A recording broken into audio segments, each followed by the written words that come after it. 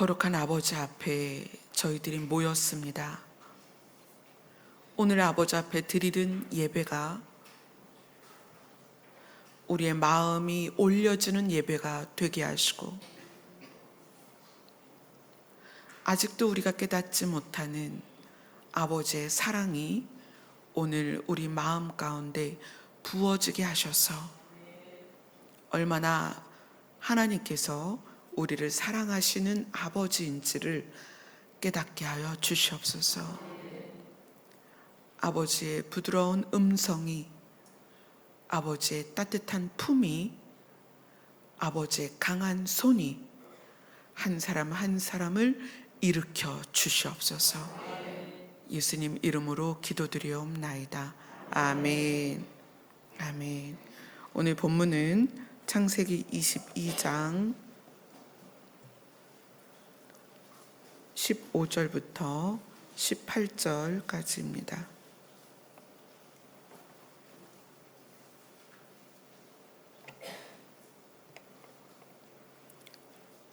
다 같이 읽겠습니다. 시작. 여호와의 사자가 하늘에서부터 두 번째 아브라함을 불러 이르시되, 여호와께서 이르시기를 내가 나를 가리켜 맹세하노니 내가 이같이 행하여 내 아들 내 독자도 아끼지 아니하였은즉 내가 내게 큰 복을 주고 내 씨가 크게 번성하여 하늘의 별과 같고 바닷가의 모래와 같게 하리니 내 씨가 그 대적의 성문을 차지하리라. 또 내 씨로 말미암아 천하 만민이 복을 받으리니 이는 내가 나의 말을 준행하였음이라 하셨다 하니라. 아멘. 이제 우리가 그래도 이제 좀 어느 정도 하나님을 믿는 기간들이 여러분 안에 쌓였습니다. 저는 제 나이만큼 교회를 다녔고, 여기 계신 분들 중에는 저보다 더 오래 교회를 다니신 분도 있으실 거예요. 그래서 우리는 우리의 믿음의 진전이, 또 믿음의 성숙이, 또는 믿음의 자라남이, 또는 믿음의 변형, 믿음의 아름다운 변형이 반드시 우리 안에 있어야 합니다. 그것이 하나님을 믿는 첫 단계에서는 강조된 게 뭐냐면 전능하심이에요. 그분은 못하는 게 없다. 전능하심. 그래서 우리가 신을 대할 때 당연히 피조물과 다르죠. 신이니까. 근데 그 신에 대한 포커스가 뭐냐면 전능성이었다는 거예요. 그래서 그 전능성을 어떻게 하면 더 나에게 끌어들일 수 있을까? 그래서 하나님의 전능성을 나에게 끌어들여서 내 삶에 그 하나님의 전능성이 드러나는 것이 우리의 믿음의 크기라고 생각했어요. 그러니까 하나님의 전능성이 내 삶에 많이 나타나면 내가 믿음이 아주 좋다, 또는 내 믿음이 아주 크다, 내가 아주 잘 가고 있다, 이렇게 생각을 했다는 거예요. 그래서 대부분의 우리의 믿음이 하나님의 전능성을 향한 갈구이기도 하고, 우리가 하나님을 향한 기도가 하나님의 전능성에 대한 요청이기도 했다는 거예요. 하나님 전능하시니까. 그래서 우리의 실패를, 또는 우리의 좌절을, 또는 우리의 인생에 있어서의 어려운 순간이 왔을 때 내가 기도를 좀 덜 했거나, 또는 예배를 빠졌거나, 또는 봉사를 못해서 하나님의 전능성이 나에게 적절하게 활용되고 있지 못하구나, 이렇게 생각했다는 거예요. 그래서 우리가 인생을 살면서 어려운 일을 만났을 때 우리는 내 부족이 하나님의 전능성을 가지고 오지 못했다, 그래서 하나님이 나에게 역사하지 않는다라고 생각을 했다는 거예요. 그런데 성경은 성경은 창세기를 통해서 계시록까지 일관성 있게 말씀하시는 게 있어요. 나의 뜻이 있다. 우리는 하나님의 뜻에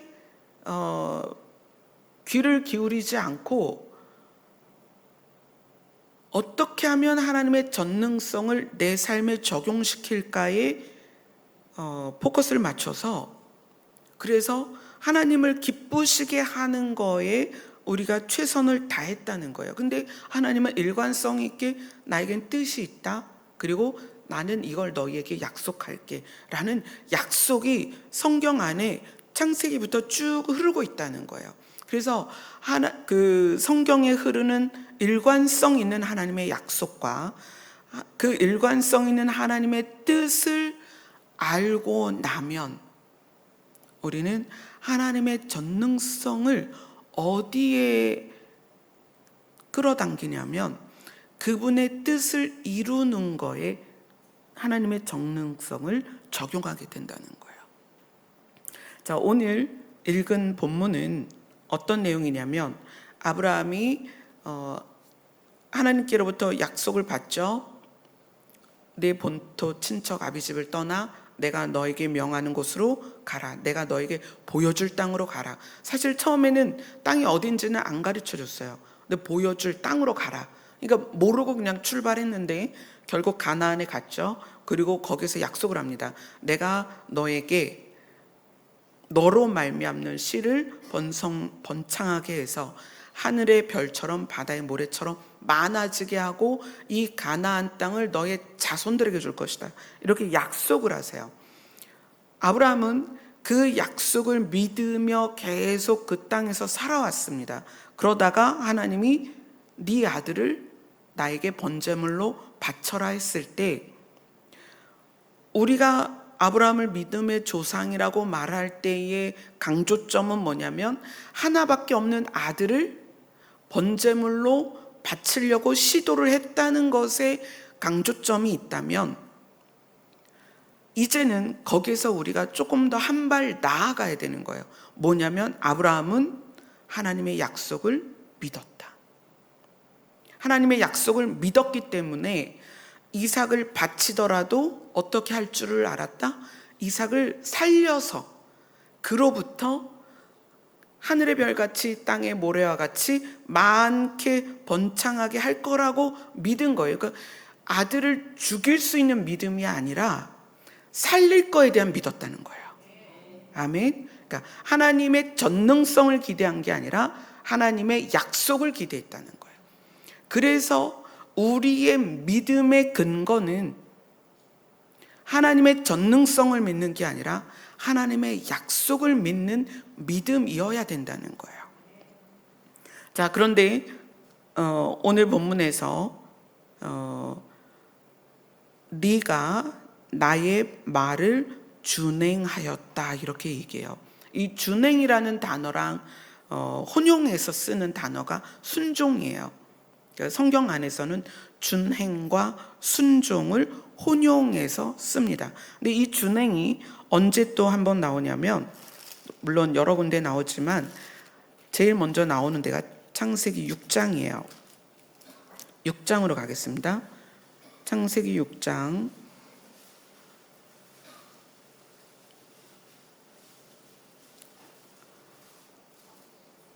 22절입니다. 같이 읽습니다. 시작. 노아가 그와 같이 하여 하나님이 자기에게 명하신 대로 다 준행하였더라. 자, 5절, 7장 5절입니다. 7장 5절 같이 읽습니다. 시작. 노아가 여호와께서 자기에게 명하신 대로 다 준행하였더라. 순종과 준행의 차이는 뭐냐면, 순종은 우선은 마음이 거역하거나 반발심이 없는 거예요. 그래서 마음이 어떤 상황에 대하여 순응되고 그것을 받아들이는 상태, 마음의 상태의 순종은 조금 더 많이 비중을 둔 거예요. 근데 이 준행은 뭐냐면 순종된 마음에서 행동까지 간 거를 준행이라고 합니다. 그런데 어떻게 준행하냐면 말씀하신 대로 그것을 따라서. 그래서 영어 성경에서는 according이라고 하는데, 그러니까 말한 그대로 한다는 거예요. 그것을 따라서. 그래서 노아나 아브라함에게 쓰신 단어가 뭐냐면 준행하였더라. 그러니까 마음의 순종이 행동으로 옮겨져서 하라고 한 그대로 했다, 그 얘기예요. 하라고 한 그대로 했다. 근데 이 노아에게도 하나님은 약속을 하셨습니다. 너와는 내가 내 언약을 세우리니 너와 함께 생명을 보존하게 할 것이다. 누구를? 가족을, 그리고 혈육 있는 생물 또는 각기 암수 한 쌍씩 방주로 끌어들였을 때 너와 함께 생명을 보존하게 할 것이다. 그것이 20절에도 그렇게 나옵니다. 창세기 6장 20절에도 20절 한번 읽어볼까요? 6장 20절 시작. 새가 그 종류대로, 가축이 그 종류대로, 땅에 기는 모든 것이 그 종류대로 각기 둘씩 내게로 나오리니 그 생명을 보존하게 하라. 하나님은 노아에게 방주를 지어라 라는 명령만 한 게 아니에요. 내가 너에게 언약을 세우리니 18절에 보면 너와는 내가 언약을 세우리니 약속을 할게. 방주 안에 들어가면 무엇을 보존하게 된다? 생명을 보존하게 된다. 이 약속을 했다는 거예요. 그러니까 노아가 방주를 지을 때 무엇에 의지하여 준행하였느냐? 약속을 의지하여 준행하였다는 거예요. 그 삶을 그렇게 100년에 가까운 삶을 방주를 지으며 시간을 보낼 수 있었던 것은 무엇을 믿었다? 약속을 믿었다. 그러니까 하나님께서 물로 심판할 거야. 그런데 네가 방주를 지으면 너와 함께한 자들과 너와 함께한 모든 생명체들이 살 수 있어. 생명을 보존하게 될 거야 라는 약속을 믿었다는 거예요. 저는 여러분들에게 개인적으로 묻고 싶습니다. 여러분들은 하나님의 어떤 약속을 믿고 있는지, 그게 되게 궁금해요. 여러분, 이거는 각자 오늘 집으로 돌아가시면 생각을 해보셔야 돼요. 과연 내 안에 어떤 약속이 들어있는가? 내 믿음은 어떤 약속을 기반으로 믿고 있는가? 그리고 나는 어떤 약속을 기반으로 준행을 하고 있는가? 이런 부분이죠. 그렇죠? 성경에 굉장히 많은 약속들이 있지만 여러분이 붙잡고 있는 약속이 무엇이냐? 이거를 저는 생각을 해보셨으면 좋겠습니다. 자, 준행이라는 것은 그대로 따라서 하는 거예요. 명령하신 모든 것을 따라 그대로 행하는 것이 준행입니다. 그러면 여러분 입장에서는 뭘 따라 해야 될까요? 뭘 따라 해야 될까요? 이제 이 구약 성경에서는 이제 창세기, 출애굽기, 레위기, 민수기, 신명기를 통해서 하나님은 말씀을 주셨습니다. 율법을 주셨어요. 근데 그것에 대해서 하나님은 계속 지켜라. 근데 그 말씀을 지키라고 한 이유가 있어요. 이걸 여러분들이 이해를 하셔야 되는데 에스겔을 가봅니다.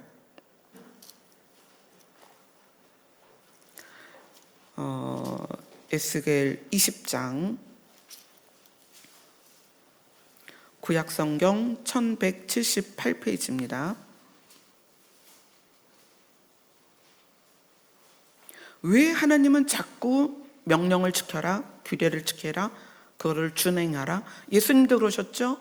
너희가 내 계명을 지키지 않으면 너 나 사랑하는 거 아니야. 이렇게 계명을 지키라고 말씀하셨어요. 왜 그랬을까요? 에스겔 20장 11절입니다. 구약성경 1178쪽입니다. 이게 굉장히 중요한 구절을 지금 보는 거예요. 에스겔 20장 11절입니다. 같이 읽습니다. 시작. 사람이 준행하면 그로 말미암아 삶을 얻을 내 율례를 주며 내 규례를 알게 하였고. 이게 좀 말이 좀 복잡한데 이게 무슨 말이냐면 삶을 얻을 만한 율례와 규례를 주었으니 그것을 준행하면 너희는 삶을 얻을 것이다. 그러면 율례와 규례를 주신 이유는 뭐다? 삶을 얻게 하기 위해서. 그죠? 자, 율례와 규례를 주어서 너는 죄인이다 찝어내서 심판하려는 게 아니라 율례와 규례를 주신 이유는 그로 말미암아 삶을 얻게 하려고. 아멘. 자, 그것이 13절에 다시 반복이 됩니다. 13절을 같이 읽습니다. 시작. 그러나 이스라엘 족속이 광야에서 내게 반역하여 사람이 준행하면 그로 말미암아 삶을 얻을 나의 율례를 준행하지 아니하며 나의 규례를 멸시하였고 나의 안식일을 크게 더럽혔으므로 내가 이르기를 내가 내 분노를 광야에서 그들에게 쏟아 멸하리라 하였으나 사람이 준행하면 그로 말미암아 삶을 얻을 나의 규례. 왜 그것을 준행하면 삶을 얻을 수 있을까요? 왜 율례와 규례를 준행하면 삶을 얻을 수 있을까요? 자, 느헤미야라고 합니다. 느헤미야는 느헤미야 9장으로 갑니다. 구약성경 740쪽 느헤미야 9장 29절.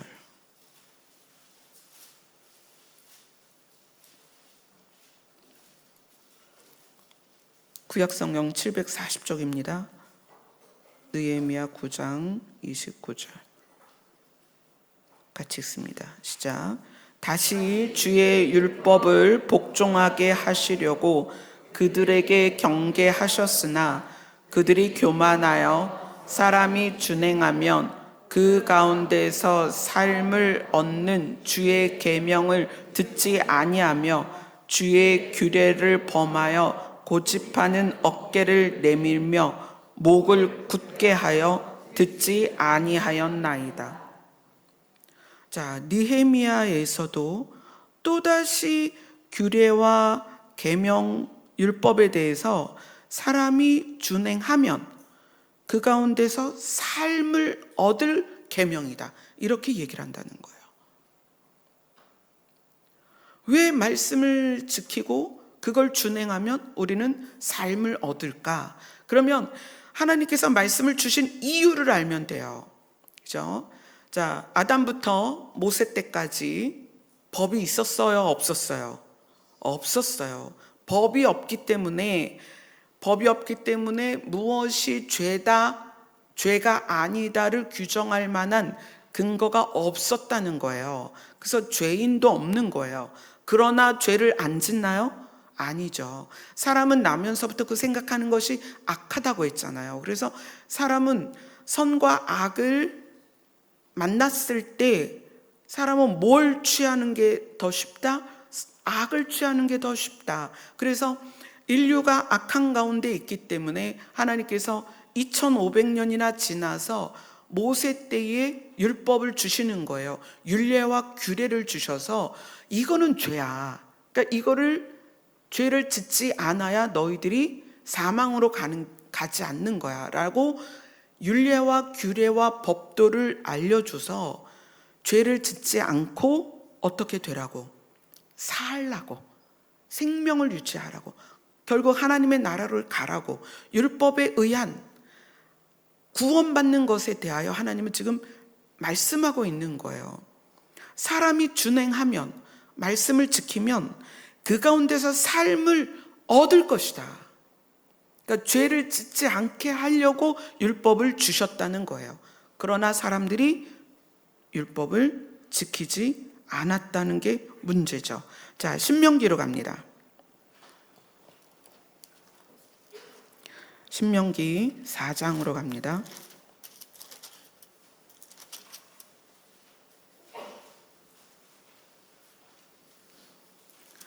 신명기 4장 1절.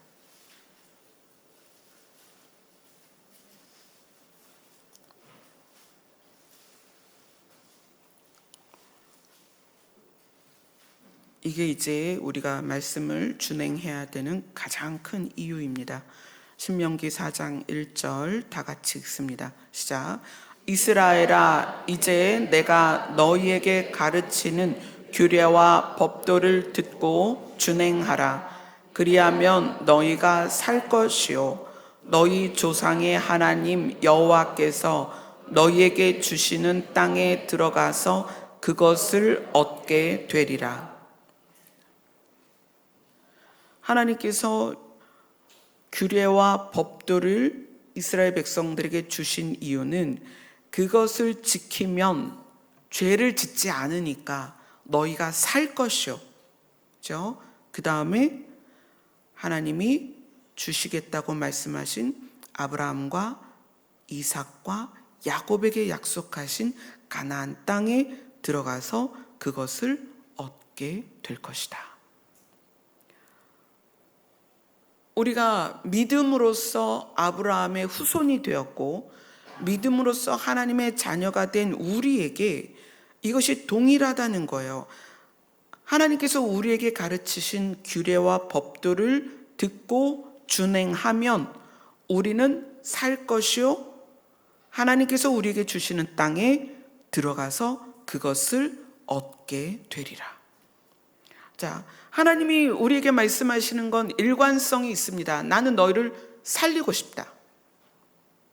두 번째는 내가 너희를 위하여 마련한 그 땅으로 너희를 들어가게 할 것이다.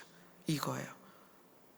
우리를 살리는 것과 우리를 그 땅에 들어가게 하는 것, 이것이 성경 전체에 흐르는 하나님의 뜻이고 하나님의 약속입니다. 아멘. 그래서 여러분들이 이것에 대한 반드시 인식을 가지고 있어야 된다는 거예요.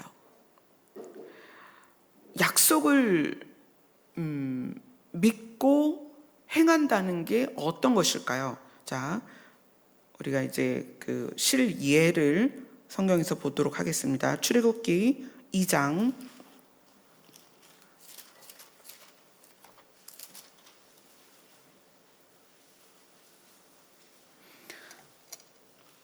하나님 입장에서 언약을 어떻게 사용하시는지 볼게요.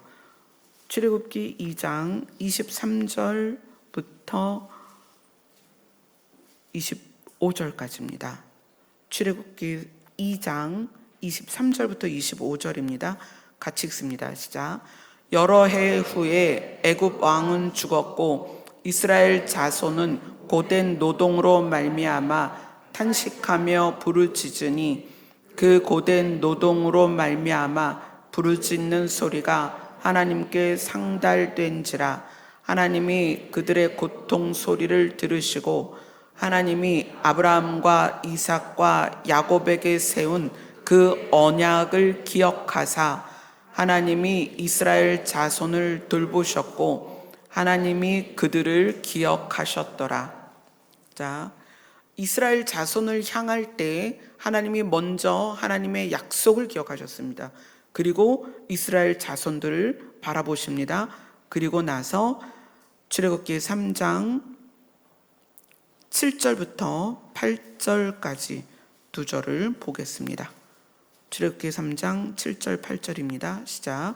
여호와께서 이르시되 내가 애굽에 있는 내 백성의 고통을 분명히 보고 그들이 그들의 감독자로 말미암아 부르짖음을 듣고 그 근심을 알고 내가 내려가서 그들을 애굽인의 손에서 건져내고 그들을 그 땅에서 인도하여 아름답고 광대한 땅 젖과 꿀이 흐르는 땅, 곧 가나안 족속, 헷 족속, 아모리 족속, 브리스 족속, 히위 족속, 여부스 족속의 지방에 데려가려 하노라. 아멘.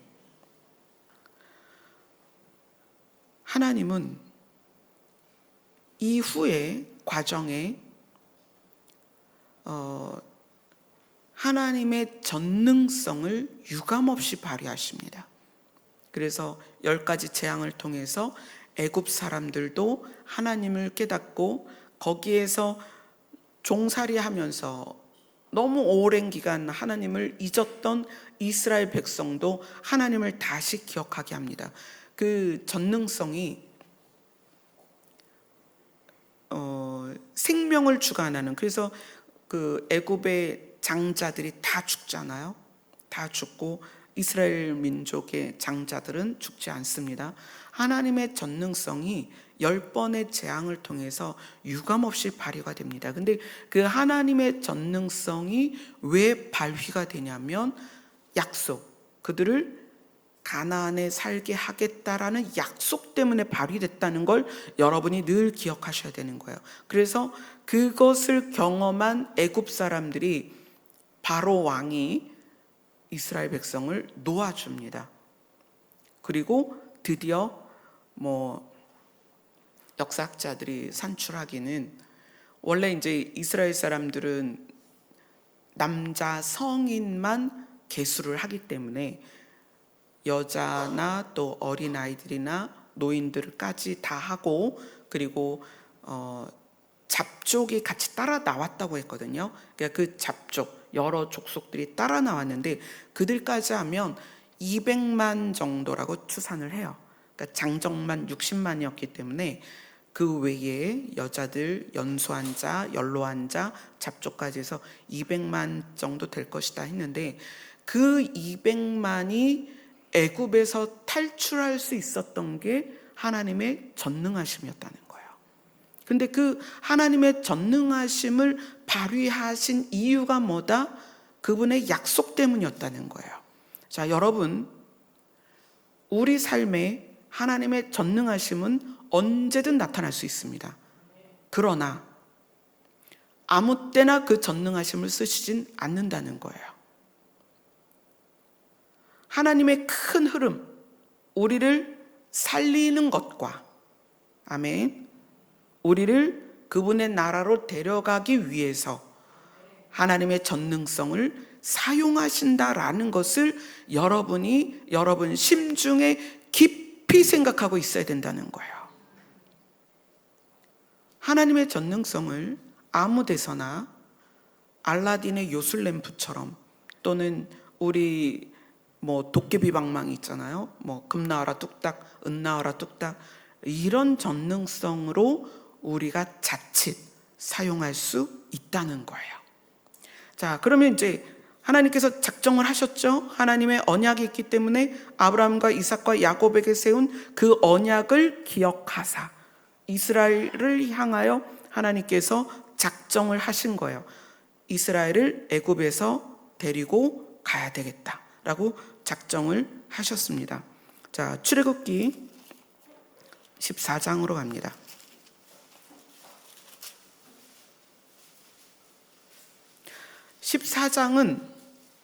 출애굽기 14장은 어떤 내용이냐면, 이스라엘 백성이 애굽을 나와서 첫 번째 만난 난관이에요. 난관에 봉착했다, 이렇게 얘기하죠.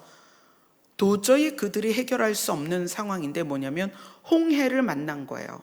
바다란 말이에요. 이거를 건너가야 되는데 애굽은 말탄 아주 무서운 병기들이 막 오고 있고, 그 수많은 무기를 싣고 오는 병마의 그 소리가 얼마나 땅을 진동했겠어요.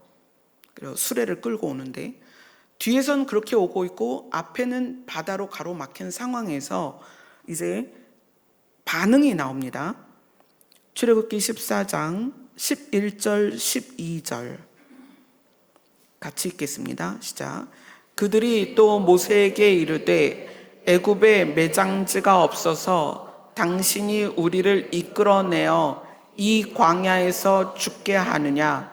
어찌하여 당신이 우리를 애굽에서 이끌어내어 우리에게 이같이 하느냐? 우리가 애굽에서 당신에게 이른 말이 이것이 아니냐? 이르기를 우리를 내버려 두라. 우리가 애굽 사람을 섬길 것이라 하지 아니하더냐? 애굽 사람을 섬기는 것이 광야에서 죽는 것보다 낫겠도다. 자, 홍해를 가자니 빠져 죽을 것 같고 가만히 있자니 뒤에 애굽 군인들에게 죽을 것 같은 상황이에요. 그러니까 앞뒤로 나아갈 수도 물러날 수도 없는 상황입니다. 그때 이스라엘 백성들이 가지고 있었던 심리 상태예요. 차라리 우리를 그냥 애굽에 두지. 나 안 간다고 그랬잖아. 나 안 나온다고 그랬잖아. 왜 나를 억지로 끌고 나와서 여기서 물에 빠져 죽든지 아니면 애굽 병사한테 죽든지 이렇게 우리를 죽게 만드냐라고 이스라엘 백성이 아우성을 칩니다. 그때 이제 모세의 반응을 볼게요. 13절, 14절 같이 읽습니다. 시작. 모세가 백성에게 이르되 너희는 두려워하지 말고 가만히 서서 여호와께서 오늘 너희를 위하여 행하시는 구원을 보라. 너희가 오늘 본 애굽 사람을 영원히 다시 보지 아니하리라. 여호와께서 너희를 위하여 싸우시리니 너희는 가만히 있을지어다. 자, 이스라엘 백성은 하나님의 약속이 안 믿어지는 거예요. 그러니까 하나님의 약속은 이 머릿속에 없어. 그냥 애굽에서 경험한 건 하나님의 전능성인 거예요. 그런데 여러분, 하나님을 전능성으로만 마주대하면 어떤 문제가 있냐면 그 전능성이 어떻게 나랑 연결될지에 대한 것만 고민을 한단 말이에요. 근데 이스라엘 백성이 지금 홍해를 딱 만났는데 하나님의 전능성을 어떻게 끌고 올지 모르겠는 거야. 난리가 난 거예요. 이거 큰일 났다. 근데 모세는 애굽에서 하나님의 전능성을 보았고, 그래서 모세는 지금 이 홍해에서도 하나님의 전능성이 나타날 거라고 생각하고 있는 거예요. 가만히 있어. 하나님이 하실 거야. 여기까지가 우리의 믿음이에요. 그런데 이 모세의 믿음을 우리는 굉장히 좋게 보고 있잖아요. 야, 진짜 모세니까 이렇게 기도를 하지. 잠잠히 서서 여호와가 하시는 것을 볼지어다. 너무 멋있잖아요. 그런데 하나님의 반응은 전혀 달랐어요. 자, 15절을 같이 읽습니다. 시작. 여호와께서 모세에게 이르시되 너는 어찌하여 내게 부르짖느냐? 이스라엘 자손에게 명령하여 앞으로 나아가게 하고. 자, 이게 무슨 말일까요? 애굽에서 하나님은 유감없이 하나님의 전능성을 발휘했습니다. 나 하나님이야. 봤지? 그래서 애굽도 인정했고 이스라엘도 인정했어요. 그래서 이스라엘의 200만이 나왔고 애굽은 그들을 내보냈습니다. 왜요? 하나님의 전능성이 그들의 모든 집안의 장자가 다 죽었단 말이에요. 별별 일을 다 겪었습니다. 10가지를 겪었어요. 하나님의 전능성을 경험한 애굽은 10번을 경험했지만 다시 이스라엘을 쫓아오죠. 죽이려고. 하나님의 전능성을 경험한 이스라엘 백성이 홍해를 만났을 때 차라리 애굽에 있을 걸. 그러면서 모세한테 원망하는 거예요. 그나마 하나님의 전능성을 신실하게 믿었던 모세는 기다려봐. 하나님이 하실 거야. 이랬단 말이에요. 그런데 하나님은 그게 아니라 모세에게 야단을 치세요. 왜 내 약속을 못 믿니? 무슨 약속이에요? 내가 너희를 가나안으로 데려갈 거야. 그러면 이 홍해를 어떻게 한다는 거예요? 건너가. 그 얘기예요. 갈라주지 않으신 상태에서 건너가. 근데 모세는 하나님의 전능성에 대해서는 믿음이 있었지만 그 약속을 붙잡는 믿음이 아직 없었던 거예요. 그러니까 어떻게 하길 바래요? 하나님이 해주세요. 자, 너희들 다 조용히 해. 하나님이 하실 거야. 잠잠히 서서 하나님이 하시는 걸 봐라 그랬단 말이에요. 근데 하나님은 너 지금 이제까지 나의 전능성을 보지 않았냐? 내가 너에게 약속하지 않았니? 내가 이 백성을 어디로? 가나안으로 인도한다고 내가 약속하지 않았니? 그러니까 너는 백성을 데리고 홍해를 건너가야 될 거 아니니? 그리고 하나님께서 말씀하세요. 너의 지팡이를 어떻게 해라? 들어라. 그리고 바다가 갈라집니다. 그들이 건너갔습니다. 여러분, 우리의 믿음은 어쩌면 모세와 같은 믿음이 되었을 때 좀 고급져 보인다는 거예요. 그러나 하나님은 우리에게 약속을 믿으라고 말씀하시는 거예요. 내가 너희를 이끌 것이다. 하나님은 성경 곳곳에서 말씀하세요. 내가 너의 아버지다. 내가 너의 남편이다. 내가 너의 선한 목자다. 내가 너희를 책임질 것이다. 내가 너희를 반드시 나의 나라로 인도할 것이다. 이게 약속이라는 거예요. 그런데 우리는 우리 삶에서 하나님을 확인하지 않으면 두렵다는 거예요. 하나님의 전능성이 안 나타나면 뭔가 내가 잘못하고 있는 것 같다는 거야. 어떻게 해야 될지 모르겠는 거예요. 여호와께서 모세에게 이르시되 너는 어찌하여 내게 부르짖느냐? 이스라엘 자손에게 명령하여 앞으로 나아가게 해라.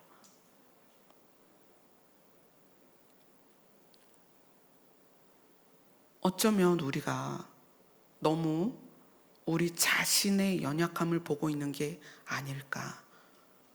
어쩌면 내가 무언가를 할 수 있는 상황이 돼야 된다고 생각하고 있는 것이 아닐까. 아니면 하나님의 전능성이 우리 삶에 늘 나타나야 된다고 믿고 있는 것이 아닐까. 하나님은 우리에게 약속하신 것을 하나님 자신이 반드시 이루십니다. 그 약속을 이루실 것에 대하여 우리가 믿고 걸어가자는 거예요. 아멘. 자, 민수기로 갑니다. 민수기 14장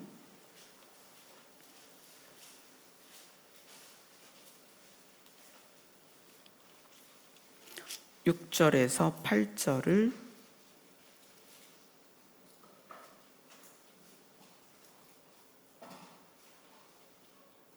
6절에서 8절 같이 읽겠습니다. 민수기 14장 6절에서 8절입니다. 시작. 그 땅을 정탐한 자 중 눈의 아들 여호수아와 여분네의 아들 갈렙이 자기들의 옷을 찢고 이스라엘 자손의 온 회중에게 말하여 이르되 우리가 두루 다니며 정탐한 땅은 심히 아름다운 땅이라. 여호와께서 우리를 기뻐하시면 우리를 그 땅으로 인도하여 들이시고 그 땅을 우리에게 주시리라. 이는 과연 젖과 꿀이 흐르는 땅이니라. 이거는 무슨 사건이냐면 이제 코앞에 왔어요. 코앞에 왔는데 이제 모세가 12지파에서 한 사람씩 대표를 뽑아서 12명을 정탐꾼을 보냈어요.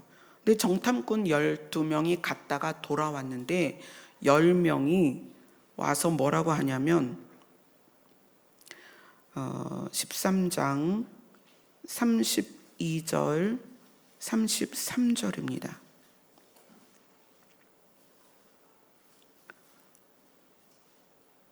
시작. 이스라엘 자손 앞에서 그 정탐한 땅을 악평하여 이르되 우리가 두루 다니며 정탐한 땅은 그 거주민을 삼키는 땅이요 거기서 본 모든 백성은 신장이 장대한 자들이며 거기서 네피림 후손인 아낙 자손의 거인들을 보았나니 우리는 스스로 보기에도 메뚜기 같으니 그들이 보기에도 그와 같았을 것이니라. 하나님은 말씀하셨거든요. 출애굽기에서 내가 아브라함과 이삭과 야곱에게 약속한 것을 기억하고 이스라엘 백성을 기억하고 애굽에서 꺼내서 가나안 땅으로 들어가게 할 것이다. 이게 약속이에요. 하나님의 약속이에요.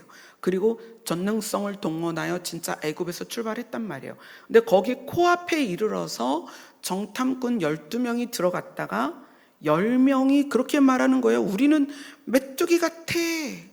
그들에 비하면 우리 들어가면 다 죽을 거야. 그랬더니 그 이야기를 들은 온 회중이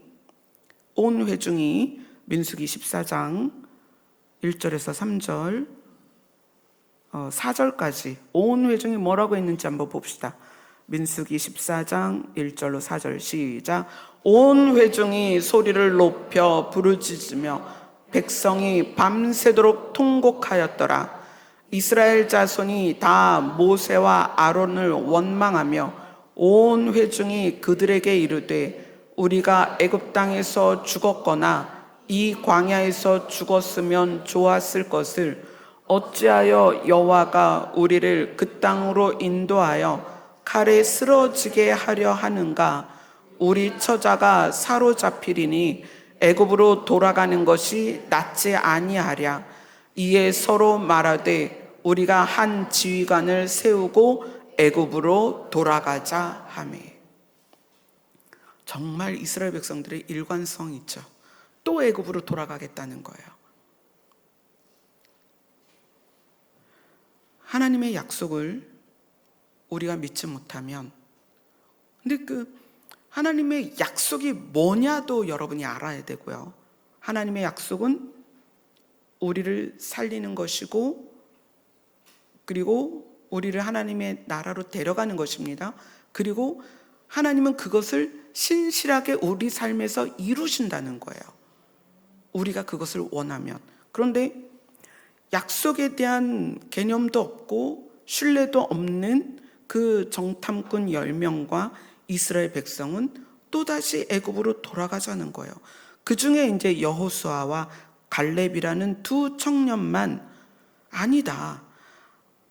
여호와께서 우리를 그 땅으로 인도하여 들이시고 그 땅을 우리에게 주시리니 과연 그 땅은 젖과 꿀이 흐르는 땅이다 라고 얘기를 하는 거예요.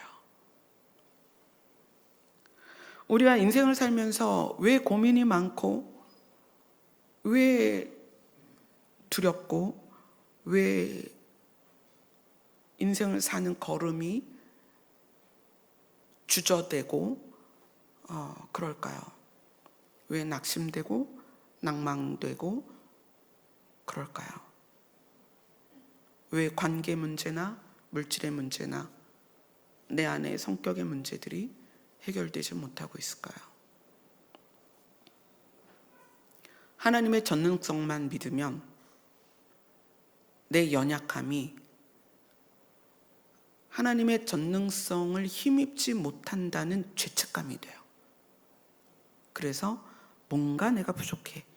하나님과의 관계에서 하나님이 나를 기뻐하시지 않는가 봐. 하나님이 뭔가 나한테 안 주시는 것 같아. 이러다 보면 나도 구원받기 어려울 것 같아. 막 생각이 그렇게 가거든요. 여러분은 하나님이 우리에게 뭘 약속하셨는지를 명확히 기억하셔야 됩니다. 하나님은 우리를 살릴 걸 약속하셨습니다. 그리고 우리를 하나님의 나라에 데려가시겠다고 약속하셨어요. 누구를 통해서? 예수 그리스도를 통해서. 그렇기 때문에 하나님이 약속을 이루시는 과정에서 그 과정에 필요한 전능성이 우리에게 개입이 된다는 거예요. 그래서 그 약속을 믿고 하나님과 동행하는 사람들은 마음이 평안합니다. 세상을 이길 평안이 거기에 있다는 거예요. 하나님의 전능성을 경험해서 평안이 생기나요? 아니요. 이스라엘 백성이나 애굽 사람들이 하나님의 전능성을 정말 완벽하게 경험했지만 애굽은 늘 완악했고 이스라엘 백성은 늘 불평했다는 거예요. 우리들의 믿음의 포커스는 하나님의 약속에 있어야 된다. 아멘. 자, 여호수아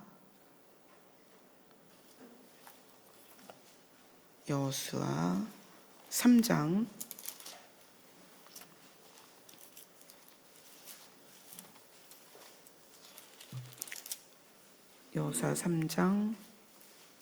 14절부터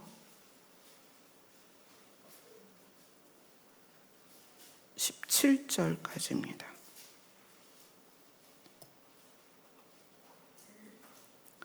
여호수아 3장 14절부터 17절, 구약성경 323페이지입니다. 시작. 백성이 요단을 건너려고 자기들의 장막을 떠날 때에 제사장들은 언약궤를 메고 백성 앞에서 나아가니라. 요단이 곡식 거두는 시기에는 항상 언덕에 넘치더라. 궤를 맨 자들이 요단에 이르며 궤를 맨 제사장들의 발이 물가에 잠기자 곧 위에서부터 흘러내리던 물이 그쳐서 사르단에 가까운 매우 멀리 있는 아담 성읍 변두리에 일어나 한 곳에 쌓이고 아라바의 바다 염해로 향하여 흘러가는 물은 온전히 끊어짐에 백성이 여리고 앞으로 바로 건널세. 여호와의 언약궤를 맨 제사장들은 요단 가운데 마른 땅에 굳게 섰고 그 모든 백성이 요단을 건너기를 마칠 때까지 모든 이스라엘은 그 마른 땅으로 건너갔더라. 가나안으로 들어가기 위해서 그러니까 하나의 바다, 두 개의 강, 뭐 이렇게 표현할 수 있는데 홍해를 바다라고도 표현하지만 사실 강이죠. 그래서 홍해와 요단강 이 두 개를 건너야 되는데 첫 번째 홍해에서는 모세는 하나님이 그 홍해를 갈라주기를 기다렸단 말이에요.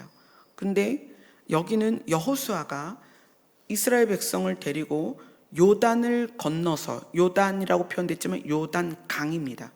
요단강을 건너서 드디어 하나님이 말씀하신 그 땅으로 들어가야 되는데 어떻게 들어갔느냐? 하나님께서 언약궤를 맨 제사장들에게 명령하여 요단 물가에 이르거든 요단에 들어가라 이렇게 명령하세요. 물을 내가 갈라주지 않을 거야.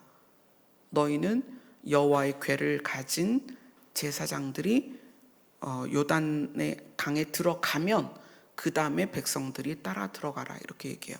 근데 그래서 이제 그런 이야기를 해요. 곡식 거두는 시기에, 그러니까 추수 때에는 항상 언덕에 넘치도록 요단강이, 그러니까 범람할 정도로 물이 깊다는 얘기예요. 물이 많다는 얘기예요. 그런데 거기에 여호와의 궤를 맨 제사장들이 그냥 들어가 버리는 거예요. 물이 많은데 그냥 들어가는 거예요. 그래서 들어갔더니 어떻게 됐다? 물속으로 첨벙첨벙 들어갔는데 위에서 흐르는 물은 끊어지고 아래에 있던 물은 모여서 어떻게 됐다? 마른 땅이 됐다. 그래서 제사장들이 그 법궤를 메고 언약궤를 메고 있는 동안에 마른 땅을 백성들이 다 지나서 들어갑니다. 요단강을 건너서 들어가요. 그러니까 여호수아는 이때는 이제 모세가 죽은 다음이죠. 여호수아는 어떤 이런 담대함이 있었을까요? 자, 우선 살펴보면 언약궤에는 뭐가 들어있죠? 십계명이 있고 아론의 쌍난 지팡이가 있고 만나가 있잖아요. 자, 십계명은 어떤 의미죠? 우리가 그것을 준행하면 삶을 얻을 것이다. 그죠? 우리를 살리는 내용이 십계명이었단 말이에요. 왜? 그걸 지키면 죄를 짓지 않으니까, 죄로 말미암는 사망에 이르지 않기 때문에 십계명을 우리에게 주신 거란 말이에요. 그러니까 그것도 우리를 살리는 거예요. 아론의 쌍난 지팡이는 뭐죠? 생명의 주관자는 하나님이라는 것을 증명해 보인 거예요. 여러분, 지팡이가 뭐예요? 저희 아버지 생신 때도 제가 지팡이, 사발이 지팡이라고 있어요. 이렇게 밑에 발이 있고 지팡이가 있어서 조금 더 안정적인 지팡이가 있어요. 그걸 이제 가지고 가서 아빠가 그걸 짚고 같이 식당을 가셨는데, 그 지팡이는 생명이 없단 말이에요. 그런데 하나님이 명령하시니까 그 지팡이에서 싹이 났다. 그 하나님은 생명을 주관하는 분이다. 만나는 뭐예요? 광야에서 농사 지을 수 없는 그들을 하나님이 먹이셨다는 거예요. 그러니까 이 법궤 안에 들어있는 건 다른 게 아니라 생명에 관련된 거예요. 우리를 살리겠다라는 하나님의 의지와 약속이라는 거예요. 근데 여호수아에게 하나님이 어떻게 약속을 하셨냐면, 여호수아 1장으로 갑니다.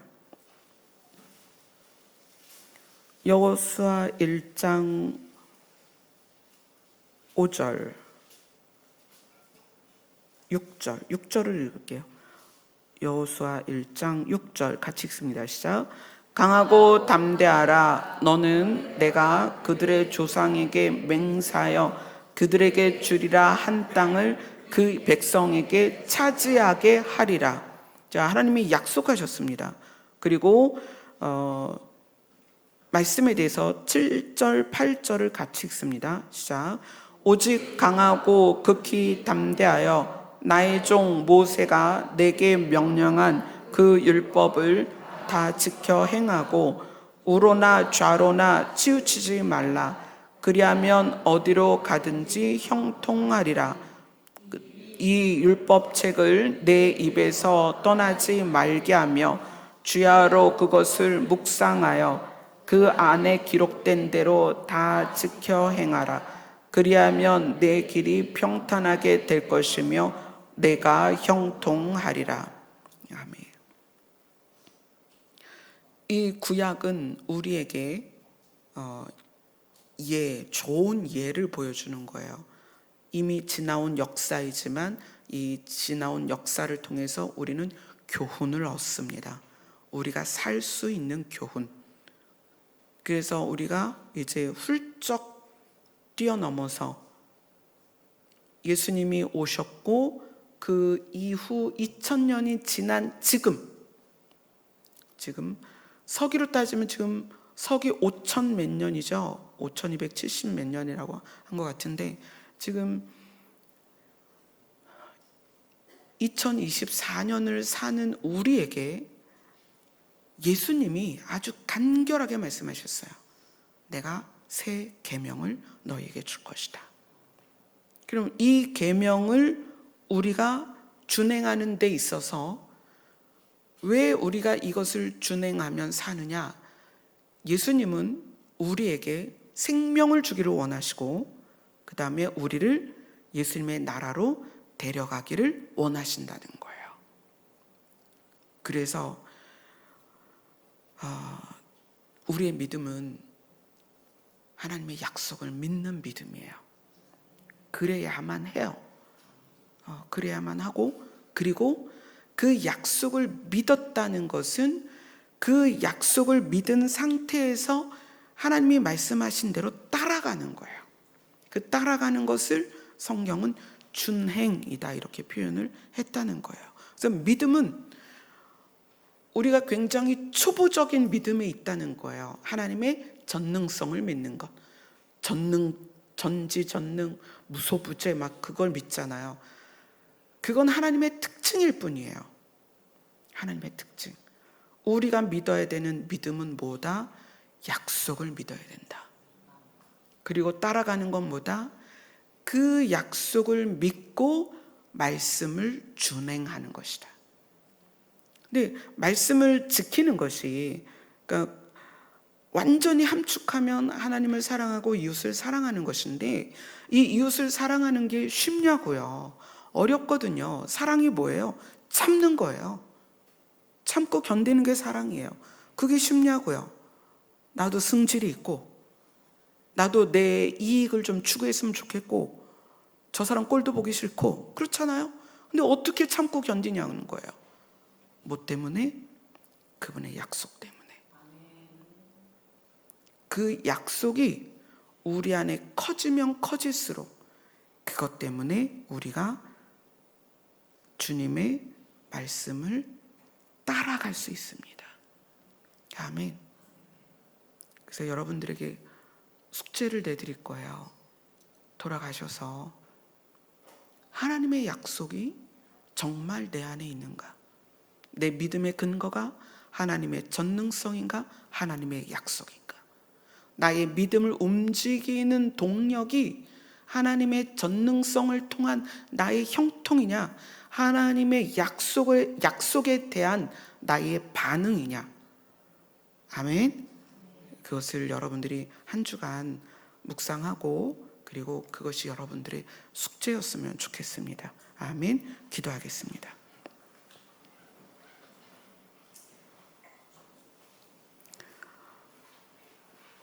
우리의 믿음은 하나님의 약속을 믿고 따라가는 것입니다. 그런데 하나님의 약속이 무엇인지 모르면 우리는 전지전능하신 하나님의 전능성만을 요구하게 될 것입니다.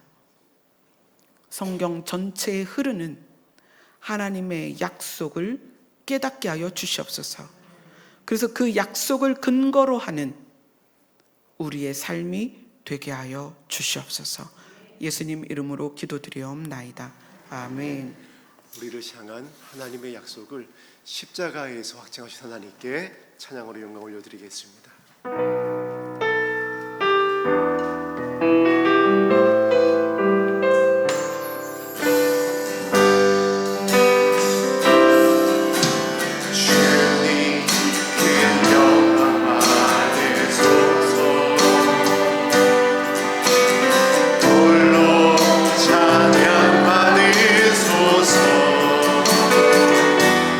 모든 일 위에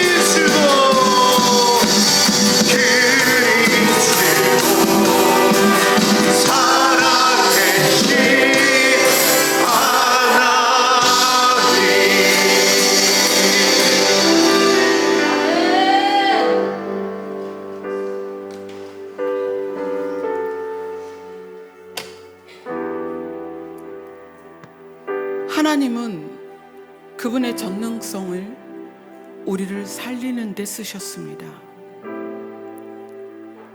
우리가 무엇이 간대요? 우리가 누구이길래요? 우리가 하나님께 뭘 해드릴 수 있을까요? 우리가 무엇으로 하나님을 영화롭게 할까요? 우리가 할 수 있는 게 아무것도 없어요. 그런데도 신이 당신의 전능성을 우리를 구원하기 위해 쓰셨다는 거예요. 여러분, 하나님께 뭘 해드릴 수 있을까요? 그냥 그분은 영화로운 분이에요. 그분은 놀라운 신이시란 말이에요. 그런데 오늘 우리 한 사람을 위해서 그 신이 십자가에서 죽으셨다는 거예요.